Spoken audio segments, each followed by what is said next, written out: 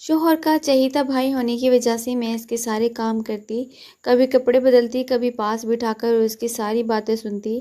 वो भाभी भाभी करके मेरे और करीब हो जाता। लेकिन एक रात उसके कपड़े बदलने लगी तो मेरे होश उड़ गए। जब उस रात देवर मैं शादी होकर अपने ससुराल आई तो रिश्तेदार ख़वातीन ने मुझे सहन में बिठा दिया। मेरे सामने ही चारपाई पर मेरा छोटा देवर बैठा टुकर टुकर मुझे देखे जा रहा था और मुस्कुरा भी रहा था। सरसरी सी नज़र ही मेरी इस पर पड़ती थी।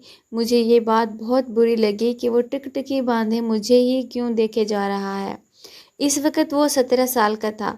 अच्छा प्यारा सा लड़का था, लेकिन ऐसी हरकतें। 20 मिनट तो मुख्तलिफ़ किस्म की ख़वातीन मेरे पास आती रहीं और मुझे मिठाई खिलाती रहीं, लेकिन मेरा देवर ना तो उठकर मेरे पास आया, ना मुझसे कोई बात की। बस सामने बैठकर एकटुक मुझे देखे ही जा रहा था। 2-4 बार मेरी इस पर नज़र पड़ी तो मैंने इसे खुद को देखते हुए ही पाया।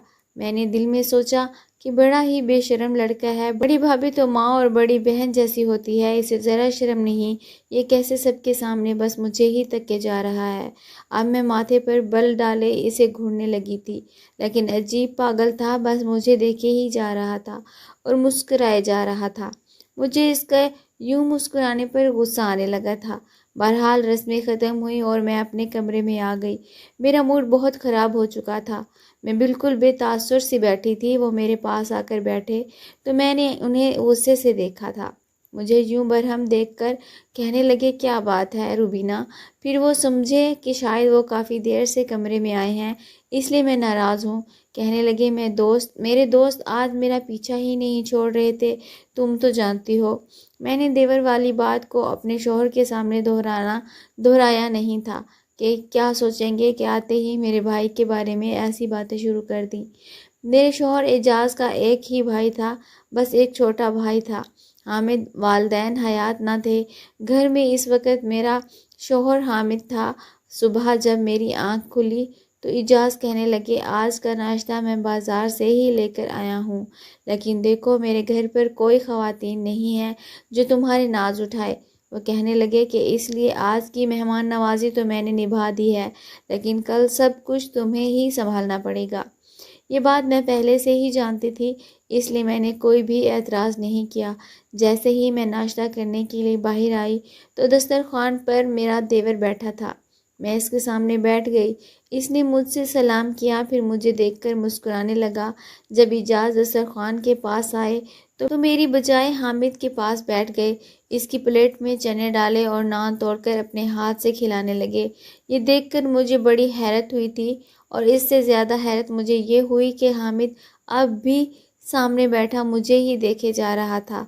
इसे तो अपने भाई का भी लिहाज न था, और गुस्सा मुझे इजाज़ पर भी आने लगा कि वो तो उसे टोक सकते थे, और फिर ये भी मुझे अजीब लग रहा था, इजाज़ इसे खुद क्यों खिला रहे हैं? वो 17 साल का लड़का था, क्या खुद नहीं खा सकता था? मैंने कहा, इजाज़ हामिद खुद भी खा सकता है, आप अपना नाश्ता करें। मेरी बात सुनकर वो कहने लगे, रुबीना, हामिद अंधा है, देख नहीं सकता। ये सुनना था कि मेरा नवाला हाथ में ही रह गया। मैं बड़ी हैरत से उसे देखने लगी। अच्छा खासा खूबसूरत लड़का था। इसकी आंखें भी ग्रीन कलर की थीं, बेहद खूबसूरत थी। मुझे ना जाने क्यों बड़ा ही दुख और अफसोस हुआ कि इसकी आंखों में नूर नहीं था। वो देख नहीं सकता था, और इसका बहुत इलाज करवाने की कोशिश की, लेकिन डॉक्टर कहते हैं कि ऑपरेशन से भी कोई फ़ायदा नहीं है। इजाज़ कहने लगे, इसके सारे काम मैं करता हूँ, लेकिन अब ये तुम्हारी जिम्मेदारी है। तुम इसे अपना छोटा भाई समझकर इसके सारे काम किया करो।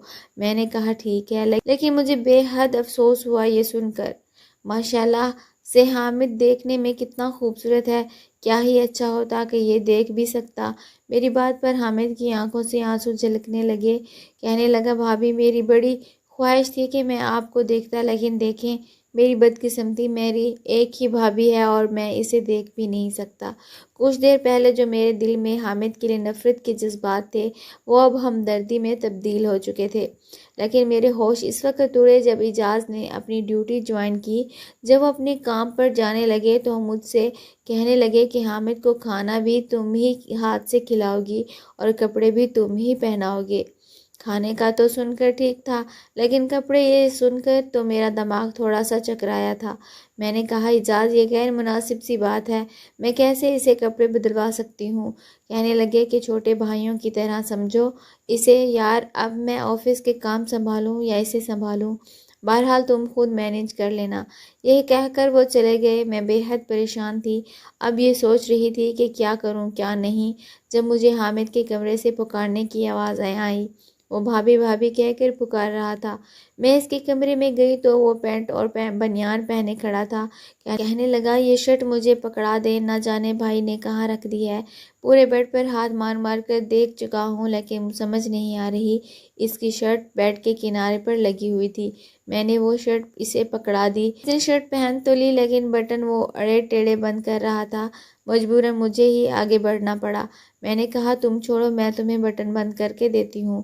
میں نے اس کی شرٹ کے بٹن بند کیے تو وہ خاموش ہو گیا۔ کہنے لگا میرے بال بھی بنا دیا بھابھی۔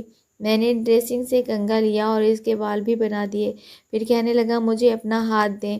میں نے کہا وہ کیوں؟ کہنے لگا دیں۔ میں نے ڈرتے ڈرتے اسے اپنا ہاتھ اسے پکڑایا تھا۔ یہ سوچ رہی تھی کہ وہ کیوں میرا ہاتھ پکڑنا چاہتا ہے۔ اس نے ہاتھ اپنے دونوں ہاتھوں میں لیا تھا۔ کہنے لگا آپ کا بہت بہت شکریہ۔ یہ کہہ کر ہاتھ چھوڑ دیا۔ آپ کو دیکھ تو نہیں سکتا، لیکن محسوس تو کر سکتا ہوں، اس لیے آپ کا ہاتھ پکڑ کر محسوس کرنا چاہتا تھا کہ بھابھی کیسی ہوتی ہے۔ مجھے تو ماں کی محبت بھی نصیب نہ ہوئی۔ بہت چھوٹا تھا جب میری والدہ کا انتقال ہو گیا، اور والد ابھی سال پہلے ہی فوت ہوئے۔ جب تک میرے والد زندہ تھے وہی مجھے سنبھالتے تھے، لیکن اس کے بعد ساری ذمہ داری اعجاز بھائی پر ڈال گئی، اور شادی کے بعد آپ نے بھی چند دن اچھے نہیں گزارے کہ میرا بوجھ آپ پر پڑ گیا۔ وہ بڑا افسردہ سا یہ کہہ رہا تھا۔ میں نے کہا تم کسی پر بھی بوجھ نہیں ہو، اور مجھ پر تو بالکل بھی نہیں۔ میری بات پر وہ مسکرانے لگا۔ کہنے لگا آپ بہت اچھی ہیں، میرا اتنا خیال رکھتی ہیں۔ لیکن جیسے جیسے وقت گزرتا گیا میرے دیور حامد کی حرکتیں کچھ عجیب سی ہونے لگیں۔ مجھ سے بہت زیادہ بے تکلف سا ہونے لگا تھا۔ اب تو مجھے خود پکار کے کہتا مجھے شرٹ پہنا دیں، مجھ سے بٹن صحیح سے بند نہیں ہوتے۔ کبھی کہتا کہ تولے سے میرے بال خشک کر دیں۔ یہ کام تو وہ خود بھی کر سکتا تھا۔ مجھے تو لگا تھا کہ بس ایک دیور ہے اور ایک شوہر، مجھے تو گھر میں کوئی کام ہی نہ ہوگا، لیکن میں تو اس حامد کے گھن چکر سی بن کے رہ گئی تھی۔ ابھی کچن میں برتن دھو رہی تھی تو وہ بھابھی بھابھی چلانے لگتا ہے۔ میں بھاگی دوڑی اس کے کمرے میں جاتی تو ہنسنے لگتا، ہاتھ میں موبائل پکڑا ہوتا۔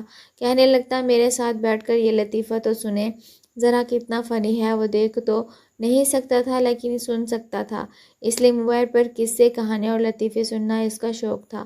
میں کہتی سن رہے ہو نا، خاموشی سے سنتے رہو۔ اب مجھے یہ بتاؤ کہ میں برتن دھوؤں، کھانا پکاؤں، یا پھر میں تمہارے ساتھ بیٹھ کر لطیفے سنوں؟ میں نے بڑے پیار سے اسے ڈانٹا تھا اور احساس بھی دلایا تھا کہ مجھ پر بہت زیادہ ذمہ داریاں ہیں۔ وہ میری بات سن کر ہنسنے لگا۔ کہنے لگا میرے پاس بیٹھیں اور میرے ساتھ لطیفے سنا کریں، آپ کی طبیعت بھی خوش باش ہو جائے گی۔ کام کیا ہے، چھوڑیں کام کو، کام بھی کبھی ختم ہوئے ہیں۔ میں اس کے برابر میں بیٹھ گئی۔ میں نے کہا اچھا چلو یہ بتاؤ، اب تمہیں بھوک لگی ہے تو کیا کھاؤ گے؟ وہ سننے لگا۔ کہنے لگا آپ کا بھیجا کھاؤں گا۔ میں اٹھ کر کھڑی ہو گئی۔ میں نے کہا خبردار جو اب تم نے مجھے آواز دی، سمجھے نا، بس مجھے کام کے وقت بھی بلایا کرو، مجھے ابھی کھانا بنانا ہے۔ اعجاز مجھے بریانی کا کہہ کے گئے ہیں، اب تمہیں بھی تو بریانی پسند ہے نا، اور تمہیں کیا پتا کہ بریانی بنانے میں کتنا وقت لگ جاتا ہے، اوپر سے اتنی گرمی ہے کہ کچن میں کھڑا نہیں ہوا جا رہا ہے۔ یہ کہہ کر میں باہر چلی گئی۔ 3-4 گھنٹے لگ گئے تھے مجھے کچن سمیٹتے ہوئے۔ میں نے بریانی بنائی، کباب بنائے، میں بالکل تھک چکی تھی۔ باہر آئی تو گھر گندا پڑا تھا، گھر کی صفائی کی، پھر سوچا کہ حامد کا کمرہ بھی لگے ہاتھ صاف کر دوں، لیکن جیسے ہی میں حامد کے کمرے میں داخل ہوئی وہ چیزوں کو ٹٹول کر اپنا کمرہ خود ہی صاف کر رہا تھا۔ اس کے ہاتھ میں ایک کپڑا بھی پکڑا تھا جس سے وہ فرنیچر صاف کر رہا تھا۔ یہ دیکھ کر میں مسکرانے لگی۔ میں نے کہا تم یہ کیا کر رہے ہو؟ میں کر دیتی ہوں۔ میں نے اس کے ہاتھ سے کپڑا چھینا۔ وہ کہنے لگا نہیں، آپ تھک جائیں گی۔ مجھے بہت برا لگ رہا ہے کہ سارے کام بھائی نے آپ کے سر میں ڈال دیے ہیں۔ بھابھی ایسا کریں، مجھے بتا دیا کریں، چھوٹے موٹے کام جو میں کر سکتا ہوں میں کر لیا کروں گا۔ وہ بڑی سنجیدگی سے اور فکر مندی سے کہہ رہا تھا۔ میں نے کہا کچھ بھی کرنے کی ضرورت نہیں، تم بیٹھے رہو۔ میں نے اس کا ہاتھ پکڑا اور اسے پکڑ کر بیڈ پر بٹھا دیا اور موبائل اس کے ہاتھ میں تھما دیا۔ میں نے کہا تم بس ویڈیو سنا کرو۔ میں نے اسے ایک ویڈیو لگا دی جس میں لطیفے تھے، لیکن اس نے تو موبائل کے ساتھ ساتھ میرا ہاتھ بھی پکڑ لیا اور مجھے اپنے پاس بٹھا لیا۔ کہنے لگا یہاں بیٹھو، بہت کر لیا آپ نے کام، اب آپ کچھ نہیں کریں گی۔ اس نے میرا ہاتھ بڑی مضبوطی سے پکڑا تھا۔ میں نے کہا حامد یہ کیا حرکت ہے، میرا ہاتھ چھوڑو، شام ہو گئی ہے اور مجھے چائے بھی بنانی ہے۔ تم بتاؤ چائے کے ساتھ کیا کھاؤ گے، تمہارے لیے کچھ فرائی کر دوں۔ کہنے لگا کچھ نہیں کھانا مجھے، آپ مجھے بھی اپنے ساتھ کچن میں لے کر جائیں، بس مجھے بتائیں کہ چائے کیسے بناتے ہیں۔ میں نے کہا تم میری فکر چھوڑو۔ یہ کہہ کر میں نے اپنا ہاتھ اس کے ہاتھ سے چھڑوا لیا اور کچن میں آ گئی۔ اس کے لیے چائے بنائی، شامی کباب بھی تلے، پھر اس کو چائے دی۔ کباب کھاتے ہوئے مسلسل میری تعریف کر رہا تھا۔ پھر ایک دن وہ ہوا کہ میرے ہوش اڑ کے رہ گئے۔ مجھے صبح سے ہی بخار تھا، لیکن اعجاز کو میری کوئی بھی پرواہ نہیں تھی، بس مجھے بخار کی دوا دے کر چلے گئے۔ کہنے لگے کہ دیکھو تم بیمار مت پڑا کرو، میرا سارا گھر الٹا پڑ جاتا ہے، فٹافٹ سے بخار کی گولی کھا لینا اور کھانا گھر پہ ہی بنانا۔ دوپہر کو بھی مجھے آفس کا بد ذائقہ کھانا کھانا پڑتا ہے اور گھر آ کر میں بازار کا کھانا تو بالکل نہیں کھا سکتا۔ ان کے سامنے تو میں نے کہا کہ چلو ٹھیک ہے میں کر دوں گی، لیکن بخار کی دوا کھانے کے باوجود میرا بخار کم نہیں ہو رہا تھا۔ شاید میرے گلے میں انفیکشن ہو گیا تھا، گلے میں بھی شدید درد تھا اور میرا بخار کم ہونے کی بجائے بڑھنے لگا تھا۔ میں اپنے کمرے میں بے سود لیٹی ہوئی تھی جب کمرے پر دستک ہوئی اور پھر دروازہ کھلا۔ حامد میرے سامنے کھڑا تھا۔ میں نے بہت مشکل سے اپنی آنکھیں کھول کر اسے دیکھا تھا۔ وہ اپنی اسٹک کی مدد سے چلتا ہوا میرے پاس آیا۔ بھابھی آپ کو کیا ہوا ہے، آپ نے ابھی تک میرا ناشتہ بھی نہیں بنایا، مجھے بہت زیادہ بھوک لگی ہے۔ میں نے کہا میری طبیعت ٹھیک نہیں ہے، مجھے بخار ہے۔ یہ سن کر وہ پریشان ہو گیا۔ میں نے کہا مجھ سے بالکل بھی اٹھا نہیں جا رہا، میں کیسے تمہارا ناشتہ بناؤں گی۔ وہ کہنے لگا کیا آپ نے بھی ناشتہ نہیں کیا؟ میں نے کہا کہ نہیں، میری ہمت نہیں ہے کہ میں اٹھ کر ناشتہ بناؤں۔ ایسا کرو تم اعجاز کو فون کر دو، اسے کہو کہ جلدی گھر آ جائے، مجھ سے کچھ بھی نہیں ہو رہا۔ میری بات سن کر وہ کمرے سے باہر چلا گیا۔ کچھ ہی دیر بعد اس کے چیخنے چلانے کی آوازیں آنے لگیں۔ وہ سن کر میں یکدم بیڈ پر اٹھ کر بیٹھ گئی تھی۔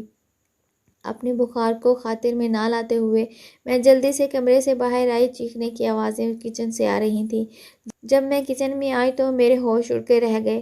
اس کے کپڑوں پر آگ لگی ہوئی تھی۔ میں نے فٹافٹ سے صحن میں رسی پر ٹنگے ہوئے تولے کو اتارا اور فٹافٹ سے حامد کی شرٹ پر لگی آگ بجھانے لگی، لیکن اس وقت تک اس کا پیٹ اور بازو جل چکا تھا۔ وہ چلائے جا رہا تھا۔ میں نے کہا تم کیا کرنے گئے تھے کچن میں؟ کہنے لگا میں آپ کے لیے چائے بنانے گیا تھا۔ وہ تڑپے جا رہا تھا، روئے جا رہا تھا۔ کہنے لگا مجھے کیا پتا تھا کہ آگ لگ جائے گی۔ میں نے جلدی سے اعجاز کو فون کیا۔ حامد تو یوں تڑپ رہا تھا کہ جیسے اسے یہ تکلیف برداشت نہیں ہو رہی ہو۔ اس کے پیٹ اور سینے کا گوشت تک جل گیا تھا، وہ تڑپے جا رہا تھا۔ اعجاز کو جب پتا چلا تو وہ بھاگے دوڑے گھر آئے تھے۔ حامد کے پیٹ اور سینہ کافی حد تک جل چکا تھا، وہ روئے جا رہا تھا۔ اعجاز اسے ڈاکٹر کے پاس لے کر گئے۔ میں گھر پر ہی تھی اور بے حد پریشان تھی کہ جب مجھے اعجاز کا فون آیا، میں نے فوراً اسے فون اٹھایا۔ میں نے پوچھا کہ حامد کیسا ہے؟ وہ کہنے لگے اس کا پیٹ اور سینہ بری طرح سے متاثر ہوا ہے، میں نے تمہیں کہا بھی تھا کہ اس کا خیال رکھا کرو۔ یہ کہہ کر اعجاز رونے لگے۔ کہنے لگے مجھے بہت فکر لگی ہے اس کی، اس سے تکلیف برداشت نہیں ہو رہی، وہ بری طرح سے چلائے جا رہا ہے۔ میں نے کہا مجھے بخار تھا، مجھے کیا معلوم کہ وہ کب کچن میں چلا گیا، آنسو تو میرے بھی بہہ رہے تھے۔ اعجاز کہنے لگا کہ میں ہاسپٹل میں ہی رہوں گا، تم میرا انتظار مت کرنا۔ میں نے کہا ٹھیک ہے۔ مجھے لگا کہ صبح تک حامد کو افاقہ ہو جائے گا، وہ ٹھیک ہو جائے گا، پھر گھر آ جائے گا، میں اس کا بہت خیال رکھوں گی، وہ چند ہی دنوں میں بھلا چنگا ہو جائے گا۔ لیکن جو خبر مجھے صبح سننے کو ملی، میرے ہوش اڑ کے رہ گئے تھے۔ اعجاز نے کہا کہ حامد ہم میں نہیں رہا۔ یہ سننا تھا کہ میں رونے لگی۔ میں نے کہا اعجاز یہ آپ کیا کہہ رہے ہیں، اس کو بس ذرا سی آگ ہی تو لگی تھی، اسے کیسے کچھ ہو سکتا ہے، وہ کیسے مر سکتا ہے؟ میں روئے جا رہی تھی، رو تو اعجاز بھی رہا تھا۔ کہنے لگے آگ اس کے دل تک پہنچ چکی تھی، بہت کوشش کی ڈاکٹرز نے کہ وہ بچ جائے، لیکن اسے تکلیف سہی نہیں جا رہی تھی۔ پوری رات میرا بھائی درد سے روتا رہا تھا، میرا ہاتھ پکڑے یہی کہتا رہا، بھائی میں مرنا نہیں چاہتا، مجھے جینا ہے، مجھے بچا لو، ابھی تو بہن جیسی بھابھی ملی ہے مجھے، لیکن وہ جا چکا تھا۔ یہ صدمہ ہم دونوں میاں بیوی کے لیے ہی بہت بڑا تھا۔ مجھے اکثر گھر میں حامد کی بھابھی بھابھی پکارنے کی آوازیں آتی تھیں۔ میں بھاگ کر جب اس کے کمرے میں جاتی تو خالی کمرہ دیکھ کر میں پھوٹ پھوٹ کر رونے لگتی۔ کبھی مجھے لگتا کہ وہ ہنس رہا ہے، کہہ رہا ہے، بھابھی چھوڑیں سارے کام، میرے پاس آ کر بیٹھیں، میں آپ کو لطیفہ سناتا ہوں۔ چند ماہ بعد میں امید سے ہوئی تھی اعجاز میرا بہت خیال رکھنے لگے تھے۔